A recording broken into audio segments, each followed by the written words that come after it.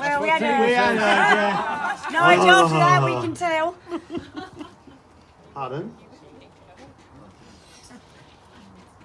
So, here goes. And I'll have to keep looking down because I can't remember. Anyhow, as you know, I love to hear my own voice. Yeah? You already don't need to be reminded how great I am. Everybody in this room who knows me, they know I am. Right. If you were to see us, you'd think Tina was the one who was lucky, but... Oh yeah, that is right, yeah. I'm the one who's lucky. Yeah. But this speech is not about me, so sorry. Makes a change. That's why it's short. So to start off, my wife and I would like to thank you all for coming, celebrate our special day. I know some of you travelled a distance. Did Tina write that? No, I can be nice. Tony, shush. So, thank you very much. Really appreciate it. So, in a traditional speech, it's my job to thank the bridesmaids, the in-laws, the parents, even the best man, etc. But I'm not going to do that because it really is tedious. Well, it is. Let's be honest. We put stuff on the tables to try and stave the boredom. You're all waiting to get to the bar. So, instead, we'll thank the people who need thanking throughout the rest of the day, and we'll give our thanks that way. Okay? Yeah. Yep. Yeah. Yep. A little bit about my mum. She knows the amazing gifts she's given everybody. She doesn't. Oh, dear. Every day since she's had me, she's woken up praying it was all a dream.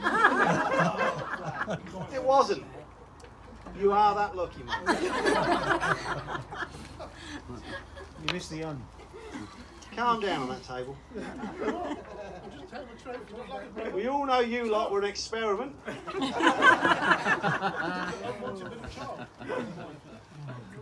So anyhow, I'd like you all now to be upstanding for the first toast. And it's for myself and Tina for not making you sit through loads of gushing thank yous. Cheers. Cheers. Oh, cheers. Right. Shit, wrong drink. We're halfway through. So anyhow, here's a bit of a gushy bit, nearly. Tina's an amazing person who's turned my life upside down and inside out, and she has made everything better. And I even finally moved out of March. And if anybody knows me, that was hard work. And I constantly ask myself, what does Tina see in me? Am I in one of those you've been trained game shows? Is someone going to jump out any minute and go, gotcha? Yeah? But this genuinely went through all my thoughts when I stood up there thinking, is she going to turn up? Is she going to stand next to me? Or is it going to be like some Jerry Beadle clone going, ta-da! So, the occasion I knew that she was the one happened quite early in our relationship. I was play fighting with the kids, and like any good dad, I wasn't going to let them win. They asked Tina for help, so she jumped straight in, ran both her fingers up my nose, and dragged me onto the floor. True? And I thought any woman willing to stick her fingers up my nose. In fact, thinking about it, Tina's always seemed to enjoy inflicting pain on me. I think her early attempts at catching my eye was continuously and repeatedly flick my ears until they really hurt. I mean, have you seen the size of my ears? Anyhow, gushy bit now. I cannot wait to spend the rest of my life with this beautiful woman. Oh.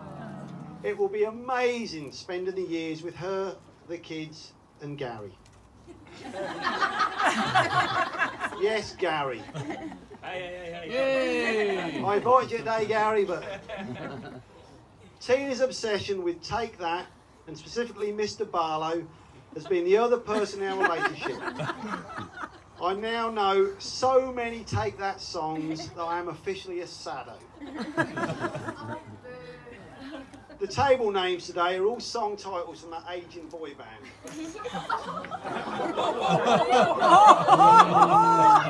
Wait a minute. Hands up who think Take That are aging. No one dares. Oh, there's a lot of hands. And you invited these people. It was Tina's idea, and it was something I was happy to go with, as it made her happy. And making her happy is something I will spend my years constantly trying to do. So, please be upstanding once more as I toast Tina, the most wonderful wife and partner any man could wish for. Tina. Tina! And Gary. Yeah, Gary. Get it. Cheers, Gary. Well, that's my drivel over with. Unfortunately, Wayne has developed a particularly sore throat and is unable to deliver his best man speech. And to be honest, it's 10 minutes of him telling everybody how his life's improved since he met me and how I'm his hero. It's a little bit embarrassing, so instead, please just enjoy the day, drink, eat and be happy. Thanks.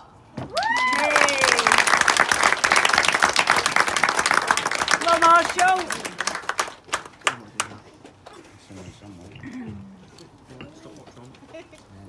Come on, Wayne. You got the stopwatch on. No, apparently he's better.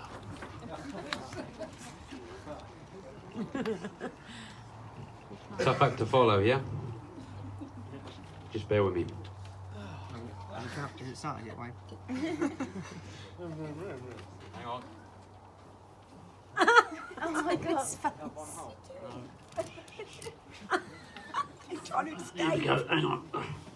Right, who's got 40 minutes? Here we go. Right, page 1. I'm joking.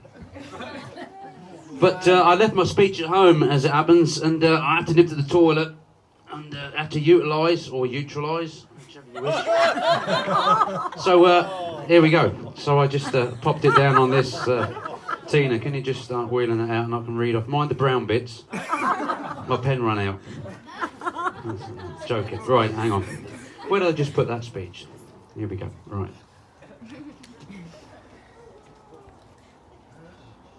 It's the best laxative known to man, this is.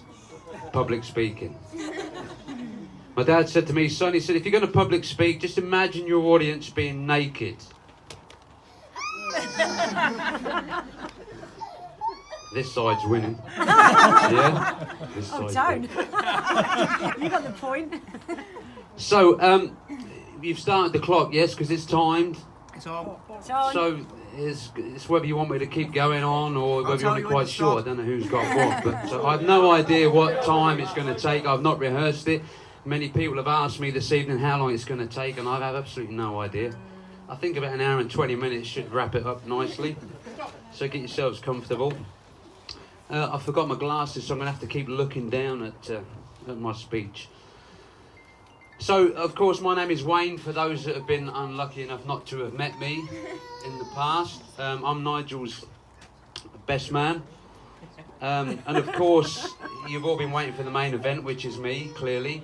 So the wedding was just the warm-up act. Yes. So here I am. It's a bit like you go to a Pink concert, yeah, and before Pink comes on, you have Chaz and Dave.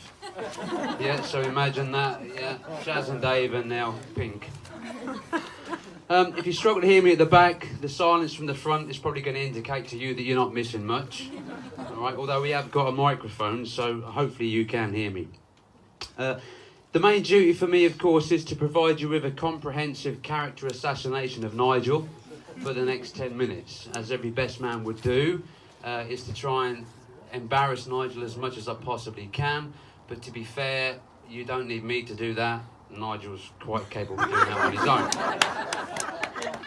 own. We've had to put Nigel on a booster seat this afternoon, so he at least looks somewhere near level to Tina, because beforehand he was pretty low. It looked a bit odd for the photograph, so we had to boost him up. So again, before I start with the customary duty of giving Nigel a really uncomfortable few minutes, it's my job to thank Nigel on behalf of the lovely bridesmaids for his kind words and having them play a part in this very special day. I have to say, Claire, Joe, Sarah, Sian and Iris, the lovely flower girl, looked absolutely amazing. Yes? Yeah. Would you agree? Round of applause for the lovely girls. Well done. They've done an absolutely fantastic job, but I think their primary role was actually convincing Tina to turn up today. Yeah, given that Mr. Barlow is just a few feet away from her. So well done, girls. Well done. I want you just to be upstanding. I think that's 3 times we've stood up now. It's like going to a spin class. Yeah, think of all the calories you're burning. So just stand up, raise your glass in the air. We'll toast the bridesmaids and the flower girl. To the bridesmaids and flower girl. Cheers. Cheers. So of course, you can take a seat now. They're carrying on drinking. Look, Nigel, they're a right bunch, aren't they? Indeed, the bridesmaids are only eclipsed by the lovely Tina herself, and she looks absolutely amazing, as I'm sure you will agree. Nigel, on the other hand, not so much. You need to learn to wash behind your ears, mate. Yeah. Big enough. Nigel's very lucky to have any bride sitting next to him, but even luckier to have someone as gorgeous as Tina. And you look amazing. I think I said earlier, wow. Did I not? Yeah. Nigel, you are definitely punching. That's fair to say, yeah? But, let me turn my page. It's not double-sided. Now, a recent study has revealed that 66% of people in Britain are addicted to puzzles, which mean that 2/3 of you here today must be trying to work out what on earth Tina sees in Nigel. Now, this is my 9th tour of duty. This is the 9th time I've been best man. You'd think I'd be good at it by now, but clearly I'm not, judging by the laughs that I'm getting. Now, I was looking back through some of my speeches that I've done in the past, and here's something that I'd like to pass on to you both. So if you could both turn and face each other for me. I know, Tina, it's only going to last a minute. You've got to look in for long. All right. Now, what I want you to do, Tina, can you place your hand onto the table for me, please? That's it, you got it. With your nice shiny ring. Is that the one? Yeah, good. Okay. Nigel, can you place your hand on top of Tina's hand, please? With your nice shiny ring. Okay. Now, I'm told this is the last time, Nigel, you can have the upper hand, so make the most of it.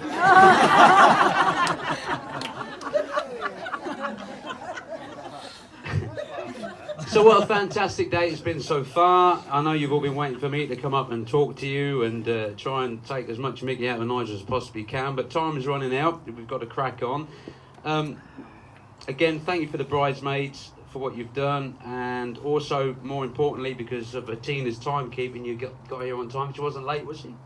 No? So well done. I've heard that you're often late, Tina, is that right? No? Okay. Nigel, you're lying. So I've asked other people that know Nigel what they think of him, and to give me an impression of the good bits about Nigel. And I asked many people, but there's one particular person that I went to I thought would give me a really good idea of what Nigel's all about. And they said, Nigel is short. Nigel is arrogant. Nigel is stubborn. Is that your family, Taylor? Your brothers and sisters? And Nigel is weird. Now, I couldn't really argue with his mum, could I? Thanks, Mum, for that. If there's any more, let us know. Now, I'm sure you'll see later on this evening, but Nigel thinks he can dance. He can't dance. There's a particular time we went on a weekend away with the lads, Gary, Scott, to Newmarket, I think it was. And it was a lads' night out, and we had a bit of we had a few beers, let's say. And we ended up in a club or a bar. We was dancing away. Nigel was dancing, I think it was a little bit offensive, so a big bouncer come up behind Nigel, picked him up. Do you remember? 2 bouncers, well, he's a big lad, isn't he?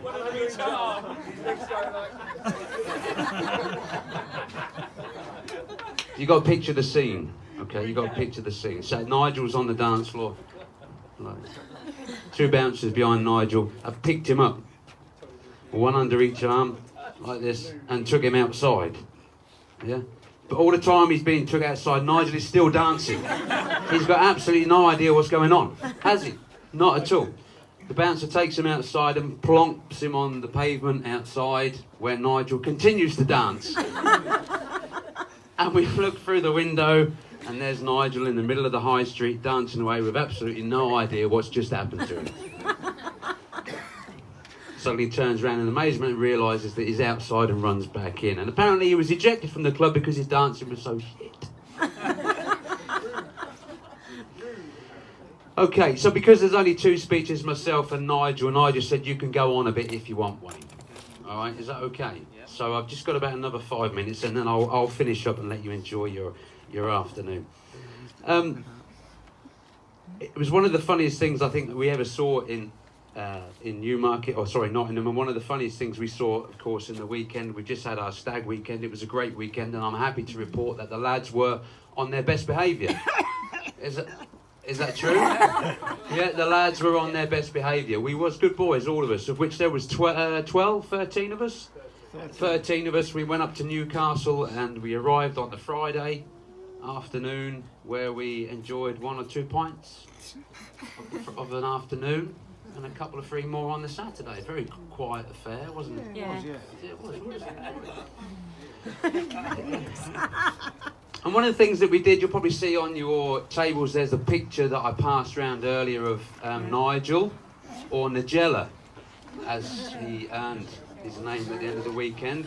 And one of the challenges it was called Charity Challenge. We have to take Nigel into a charity shop. We chose the cancer charity shop because it's a charity close to my heart and some of the lads that were with me at the weekend. And we said to the guys, you've got to get 1 piece of clothing for Nigel. Okay, so we started at the top of his head, and somebody had a hat, somebody had some earrings, somebody had a shirt, and so on till we got to the shoes, which I must add Tina now uses to hang the washing out. And she does. Okay. And the picture that you see is how we dressed Nigel, and I think we managed to donate about £16.75 to the cancer charity shop. So well done. Big round of applause to the lads. That was a double win. The other thing that we did was we had a little game called RPG. Now some of the lads that were on the stag weekend are here. If I could just invite them to the front of the stage, I guess. So those lads that were on the stag weekend, where are you? Come on, Bill. Oh, hang on, look, they're Everybody, Nigel as well out to the front. Nigel, actually, you can take spot just here. I'm nearly done, I promise. All right, I'm nearly done. What's the time? What are we on now? 23 minutes. We can go on a bit more. Who's got 35 minutes? Right. So one of the things we did was I brought a bag of toy soldiers. And I gave all the guys a toy soldier. Okay? And the toy soldier's got a different pose, of course. And we made sure that we had 1 toy soldier left, which is the most embarrassing position that you can imagine, the prone position. The prone position, for those of you who don't know, is lying on the floor pretending to shoot someone on the floor. Yes? So what we did was, every hour somebody would call out, wait for it, the words "don't do it" RPG, and everybody would need to adopt their position wherever we were. So we could be in the middle of a nightclub, we could be in the middle of a wine bar, we could be in the middle of the toilets with the dirtiest floor and water and everything on it, and we shout out RPG, and you've got to adopt that position. All right? Can you picture it? I know it's coming. Yeah? So I'm going to do it now. Lads, are you ready? RPG! Watch Nigel. Down he goes on the forefront into a big puddle of wee-wee in the middle of the toilets. Shirt soaking, absolutely brilliant. Well done. Give the lads a big round of applause for that. And this went on all through the Saturday evening. Every hour we would shout out RPG and so on. Right. Okay. Fortunately for Tina, not too much to talk about from the hen night. Despite trying to bribe my lovely wife into giving me all the juicy details of what happened, I said I'd buy you another 5 pair of shoes. It didn't work. She still wouldn't let on. But what did get let on was a really good picture of Tina about 40 minutes in. That's all. Just 40 minutes in to her cocktail evening. That's what Tina looked like. You've seen the picture, right? 2.5 hours in, I'm not going to give you that picture because I think me and Tina might part company if I present that picture to you all. So we'll leave that there. Now, just one thing. Nigel works away a lot, doesn't he? Yeah, we all know that. Is that right? He's a bit of a globetrotter. He goes to Europe a lot. Yeah, he goes to. He's recently been to Korea. Is that right? Korea. Where else you been? Skegness. Chatteris. But anyway, when Nigel's away abroad, Tina gets very lonely, and there's one person in here actually that goes and sits with Tina on an evening and keeps her company while Nigel's miles away. Yeah, a great friend of Nigel's, apparently, but an even better friend to Tina. But I think now they're married, that friendship needs to stop. Okay, so with the person here tonight, please come and put your keys to Tina's house in that pot. Whoever you are, there's one of you, please, that's been looking after. Here he is. Give him a big round of applause for coming up in front of everyone, ladies and gents. Thank you, Mark. There we go. That's it. No more evening company. Nigel, you need to stay at home. Okay. And, all right. Okay, one was bad enough, but two of you. My God. Oh, hang on, what's going on here? Oh.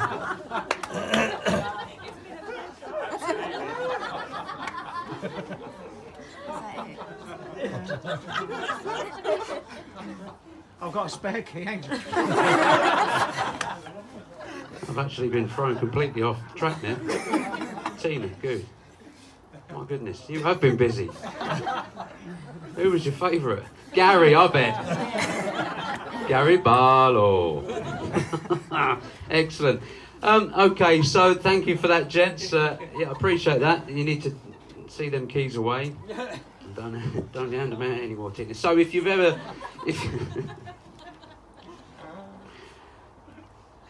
Nigel is that has put me right off. Nigel's a great friend. I'm nearly done. Nigel's a great friend, but he's also going to be a model husband. All right, I'm sure he will. And if you've ever doubted this, just pull out a dictionary and have a look for what the word model reads. Have you got Google? Just Google dictionary the word model. And I'll tell you what it says. Okay, I Googled it earlier, and it says, if you don't have a dictionary, I can tell you what it says. All right, the definition of word model is a small miniature replica of the real thing. That's what it says. Okay, that's what it says. Last page, promise. Here we go.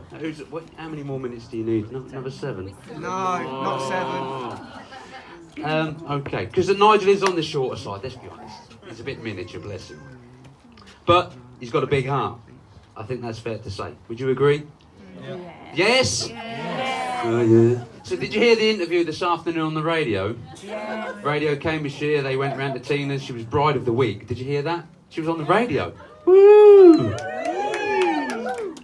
And they were chatting to Tina, and Tina said, yeah, I've got all my girls here. We're doing my makeup, we're doing my hair, and all you could hear was cackling. And I was driving along, and I had to pull over because the sat-nav kept going, turn left. And every time it said turn left, the radio would cut out, and I was missing it. So we pulled over, and we pulled over. As we pulled over, the DJ said, so Tina, tell me about Nigel. Tina went,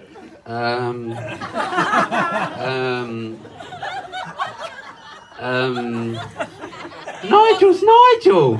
She went, and yeah, well, and I can only put that down to Tina being so infatuated by Nigel, she just simply couldn't think of the words to say how great her husband is. Is that right? Yes, of course it is. Of course it is. Okay, so 2 important things in Tina's life are 1, Gary Barlow. 2, Gary Barlow. Yes, there's Gary at the front. That cost us £275,000 just to put him at the front of this event this afternoon. So please dig deep into your pockets. I could talk about Gary and Tina all afternoon, but I've not got time to do that. And Gary can't be with us today because he's currently chained up underneath Tina's bed, and he's gagged, and he's been sworn to secrecy, so we can't bring him out. So he's going to have to stay where he is. And again, I could go on about Nigel for the rest of the day, but my beer's getting warm, so I'm going to have to bring it to an end. Let's face it, Nigel can humiliate himself without the help of me and the rest of us, so we just let him get on with it through the night. Now, there is a song that you're familiar with, Take That Pray, is it? Yeah? Do you remember, is that one of his songs, Becky? Becky's another Take That fan, yeah. Tina's been playing about with lyrics for this Take That song, and she's put a little bit together. I'm going to just read you the chorus to that song, and it goes a bit like this. This is from Tina. All I do each night is pray, hoping Nigel Carmen will grow a little more each day. So, yeah, taxi. Anyway, ladies and gents, you've got a quiz sheet on your table that you did earlier. I'm just going to divert from the speech for a minute, but in order to get some more seconds on the clock, we're just going to run through this and just see where we all got with the answers. Now, I know the answers, but I did have a go at this myself beforehand, and I was surprisingly wrong on most accounts, to be fair. That's it. This is not the best man speech now. This is stopped. We'll pause it. We'll keep the clock running. Pause. Or shall we pause it? What should we do? Should we pause it? Oh, leave it running. Leave it running. Okay, so bride or groom, is that the sheet you've got? You've all done it? Yeah, you had pencils on your table. So the first thing was, who's the most stubborn? Who do we think? Tina. Yes, of course, Tina. Who's more of a thrill seeker? Nigel. No, Nigel's the thrill seeker. Yes, I got it. Who would last longest on a deserted island? Tina. No, Nigel.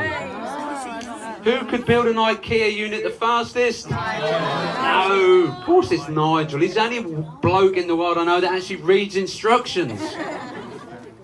Okay, who's more scared of creepy crawlies? Nigel. No, it's Tina. Who's got more clothes? Nigel. Tina. Who's got more shoes? Yes, of course, like any woman. That's right, Nigel. Nigel built a spare room for Tina's shoes. And then he built an extension to put my wife's shoes in it. Who is more stylish? Yeah, Tina. Who swears more? Nigel. Tina does. She drops the C-bomb on a regular occasion. She does. She does. Is that credit? Who takes care of the dirty dishes? Yes, he does. Tina's forgotten where the sink is, apparently. He said, can I just put that out there? Who will have a hangover after the wedding? I actually put both of them. And if they don't, they've not had a good day. But it's actually Nigel. Who made the first move in the relationship? Oh, we're torn. We're torn. It was Nigel. Who wears the trousers in the relationship? Tina. Yes, of course she does. Yeah. Well, Tina wears the shorts. They're actually Nigel's trousers. She's borrowed them. Who loves a bath? Nigel. Yes, Nigel loves a bath. Who's better at following directions? Nigel. Apparently Tina can't give directions. Tina has a real problem with road rage. Nigel, you were saying earlier? Is that where the C word comes in? That's where the C-bomb comes in. Who's in control of the music? Tina. Of course. Gary Barlow on repeat, no doubt. Who's more likely to order a takeaway? Nigel. Yeah. Who snores the loudest? What was it? Oh, it's Tina. Sorry. Who snores the loudest? Nigel. Yeah, Nigel. Who's the earlier riser? Tina. Tina, yes. Who stays up the latest? Nigel. Nigel. Who would win a dance-off? Tina. If he's left long enough to dance before being hoisted out by the bouncer, of course. And who's more likely to start a fight? Tina. Now, I witnessed this in London when we went to a British Summertime concert. Somebody walked past Tina and went, oh, I'm very sorry. And Tina then decided to erupt onto the person. 10 seconds, mate. Right, we're almost done. 10 seconds. This is the fluffy stuff now. The funny stuff's finished. Ladies and gents, thank you very much for listening to me for the past 21 minutes. I would just say there is some flip-flops in the hall for when we start dancing this evening, okay? Because ladies tend to get poorly feet with the stilettos, is that right? Yeah, so there is some flip-flops. So Gary and Scott, game on for shoes. Yes, there'll be a big pile to take away tonight. I want to thank Nigel for the times when you've called upon me for help, i.e. today. I appreciate the offer to be best man. I love you to bits. As you know, you don't deserve anything less than Tina. Tina is absolutely amazing. I know that you're going to be both very happy. I look back at some of the stuff that we've done, and it makes me really proud to have a friend like you. I'm very lucky, I think. Could done with being a bit taller, but hey ho. We've had some really good times. We've shared some great experiences together, memories that I'm not going to forget. For example, the Newcastle weekend was fantastic. But ladies and gentlemen, marriage is not about finding a person you can live with. It's about finding a person that you can't live without. Yeah? And I think Nigel's done that with Tina. It's been an honour delivering this speech to you all, and I hope that I've done you both proud, and I hope I've done you guys proud as well. So without further ado, ladies and gents, please be upstanding for one more time, I promise. Raise your glasses to the happy couple, the bride and groom. Thank you very much. Stop the clock. Wayne. Ladies and gentlemen, one final thing. Can you please take your seats, and can I ask the couple to approach the cake table to cut the cake? Can I